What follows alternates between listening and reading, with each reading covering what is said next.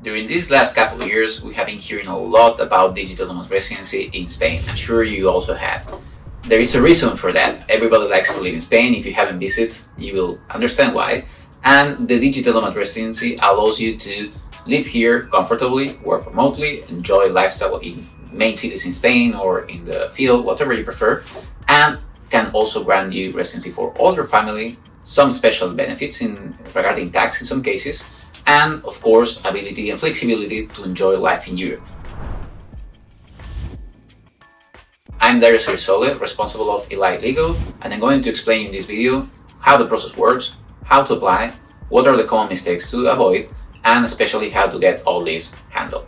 So what is digital nomad residency about? The digital nomad residency is a permit that is thought for people who has contractual income coming from corporations that is going to be sustained over time with a minimum amount of earnings during a period of time. From here, we can develop and explain you in detail what are the rules, what are the requirements to apply for the permit. Let's go step by step. Golden rule number 1, your employment. You can work as a freelancer or as an employee of a company. If you're a freelancer, 1099 for example, or W2 employee, you're going to be able to apply for the residency. But you need to be minded that if you are an employee of a company, you need to request something that is called Certificate of Coverage of Social Security. We may do a video explaining this in detail, but in short terms, it's a certification that simplifies payments regarding Social Security. The company that is based abroad is not going to have to do anything in Spain, and you are going to be covered in Spain for Social Security needs respecting the regulation. Basically allows you to keep doing everything as you do right now as an employee from a company abroad and work in Spain remotely. If you are a 1099, if you are a self-employed person, you do not need to worry about anything. You will just register in Spain after you get the permit as a freelancer, and you are going to be able to work from Spain. The employer or client, as we said before, is mandatory to have a corporation behind your application. You cannot use individual clients in order to apply for the digital nomad resident. This means that you need to be either a contractor of a company that has been in existence for at least 1 year, or you are employed by the company that also has been in existence for 1 year. This is typically proven with the articles of incorporation, good standing certificate, or similar document that proves for how long your client has been in business. A typical question we get in this type of cases is, what happens when you are the business owner, when you have your own company? This is not explicitly forbidden by the law, so you can do it. It will depend a little bit on how you do it if you are an employee or if you are a contractor of your own company, but technically should be possible and is a manner to apply for the permit. Golden rule number 3, the work relationship. You need to have a minimum earning to prove in order to apply for the digital nomad residency. This minimum will depend on how many applicants do you have in your application. Could be only you, in this case it's around 32,000 USD per year, or if you have family members applying with you, you need to add around 10,000 per each. Well, you will find here the specific table that is going to explain you in detail how much you need in order to apply for your family. Typical questions we get in this regard is, what happens if I have savings plus income? The answer is that at least the main applicant should be covered, in our opinion, with what you earn contractually, your earnings from the contract. If it could be everything, even better.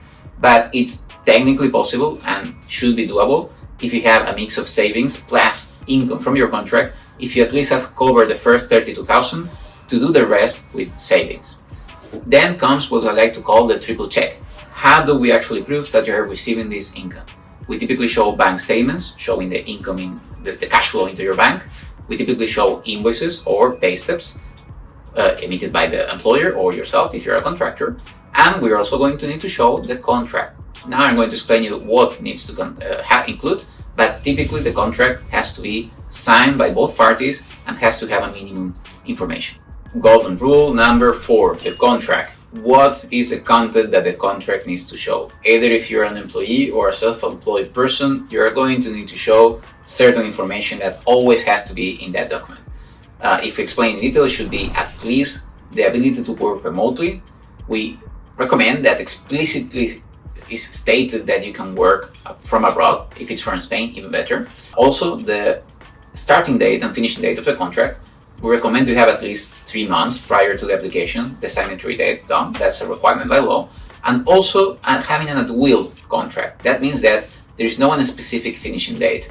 It's very common, and we saw in many contractor agreements or employment agreements, to not have an indefinite contract, but to have a yearly renew contract. The problem with that, the possible issue, is that the Spanish government has the typical practice of linking the length of your residency to the length of your contract. So if you have a contractor agreement that is going to be expiring in February 2026, most likely your permit is going to also expire in that day. The way you get the full length of the residency is by having an at-will contract, a very short clause saying that with prior notice of X amount of days, you're going to be able to withdraw from the contract, but no specific finishing date is much more beneficial than having a specific finishing date. Third, the qualification has to be a contract for a qualified position. That means that you need to need some expertise in order to develop it, and it has to be explained in detail. And fourth, the salary, your income, has to be included explicitly, and we recommend, if it's possible, that it's a fixed amount per month. If it's not a fixed amount, it has to be very clear stated how to determine that income. And of course, as we said before, it has to match all the invoices, all the pay stubs, the contract, the bank statement, everything has to match. So the best way to do it is to have a very clear manner to determine your monthly income, or could be even quarterly in some cases, or any other way. That has to be clear to the Spanish government that you are going to be able to sustain this income over time, and that you have the proof to do it. Golden rule number 5, your profile. Your profile needs to be qualified just like the position of employment, and we have 2 ways of proving that. The first one is that if you have a university degree, typically a postgraduate, MBA, master's, anything above a vocational degree, you should be able to qualify for the permit, okay? It is very important to check that your degree is linked to the activity you're going to be doing, to your position. If you have, for example, a degree in law, but you're going to be working as an economist, there may raise question about why are you working in this if this is not your background, okay? So our recommendation is, if you can and you have a degree that is linked to your contract, that's going to be the easiest and safest path. Is it impossible to apply if you don't have a degree? Not at all. And in many cases, maybe there is no degree, or you have a degree but you work in something different. That's not a problem at all. In that case, you will need to show 3 years of experience. Typically, this is proven with public documents or private documents. We prefer public documents. This is going to be social security statements, tax pays like W-2s, 1099, this kind of official documents that verifies that you have been working for businesses in the field. Of course, private documents can also be helpful. For example, your resume, if you have previous contracts, if you have done projects in the field, recommendation letters, all that can be included. Other documents needed for your application. Depending the case, you're going to need to show extra documents, requires analysis, but typically always you're going to need to show your FBI background check or criminal records of countries of residency of the last 2 years, depending where you have been living, of course. You are going to need family documents, for example, if you are married or you have a de facto couple registered, or you have children that you are doing the application with, you will need to show marriage licenses or birth certificates. Also, if you have a child, an adult child that is 18 years old plus, can you do the application with them? The answer is yes, but in that case, you need to prove that they are dependent on you. It's not going to work automatically. So having evidence of living together, you supporting them economically, is going to be beneficial for the application. If you got until here and you're finding this information useful, of course, be sure to subscribe, like the video, and if you think that it's going to be beneficial for somebody else, share it so they can get to know us. Very important topic, the special tax regime or Beckham law. I'm sure if you have researched or heard about the digital nomad residency in Spain, this is typically explained together with the special tax benefits, the Beckham law, also known like that. Are those things equals? No. The answer is no, and this has to be understood very clearly.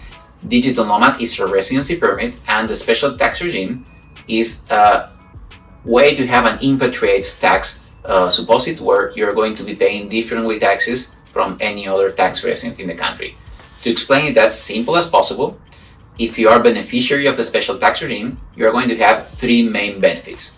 The first one is that you're going to be paying 24 flat% income on your labor income from your economical activity.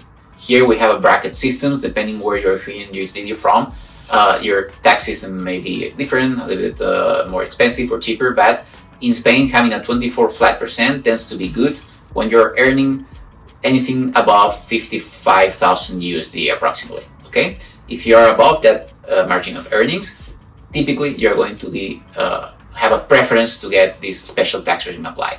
Second one, you won't pay any 0% tax on passive income. That means if you have property that you rent, if you earn dividends from stock or any other passive income, it requires specific analysis of course, but you shouldn't be paying, you will pay 0% in Spain. You will have to pay whatever you pay where the income is being generated, but not here in the country. And third one, and potentially also very relevant, depending where you're going to be living in Spain, we have wealth tax in the country. Not everywhere, and not everywhere works in the same manner, but if you want to freely choose where to live, you will need to have this special tax regime applied. How do you get it applied? The news here is that you can get it done if you are an employee, W-2 employee. You cannot get the special tax regime, in most cases at least, if you are a 1099 self-employed person. So this is one of the key factors sometimes when we are analyzing a digital nomad case.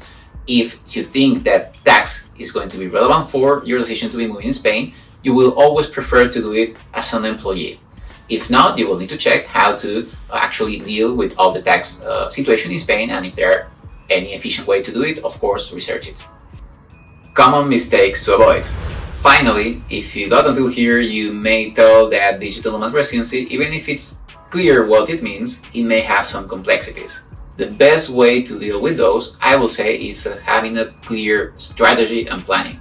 Determining if you're going to apply as a self-employed person, as an employee, if you're going to do through a company you own, if you are going to do it with clients. All this has to be done from the beginning, so you have a clear path for your application.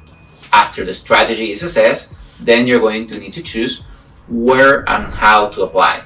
You have basically two ways of doing the application. One is from Spain and the other one is from the consulate. Typically, we recommend to do it from Spain, not from the consulate, for two reasons. The first one is that you will get 3 years of residency instead of 1. This already is a very big reason for. And second, you get to avoid the consulate. Depending where you live, appointments may be hard to come by, or they will have extra criteria that they tend to apply in the consulate. It's just easier to apply from Spain. We can do that remotely. You don't need to go personally to any office like if you do it in the consulate.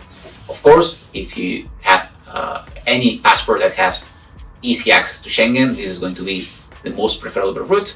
If you need to ask for a visa, you may consider if you want to apply directly for the digital nomad, or getting a Schengen visa so you can apply from Spain. After you decided the strategy and where to apply, then comes the documents validation and verification. Okay. For this, the common mistakes to avoid, I would say, is having very clear the expiring date of the documents. So are going to be valid for 3 months.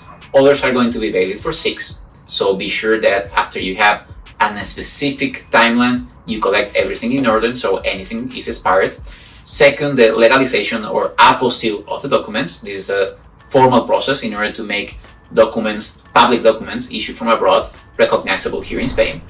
And third one, the translations. Everything that is not in Spanish, most of it at least, are going to need to be translated, but not by any translator. It has to be done by authorized by the government jury translators, that we call sworn translations. Okay, so be sure that all your documents are properly collected, properly prepared, and that they do not expire. With all that, you will be able to process your application successfully. And of course, if you want to come with us in order to help you, we will gladly do. Finally, if you got until here and you like our team to help you with the application, be sure to reach us over this link.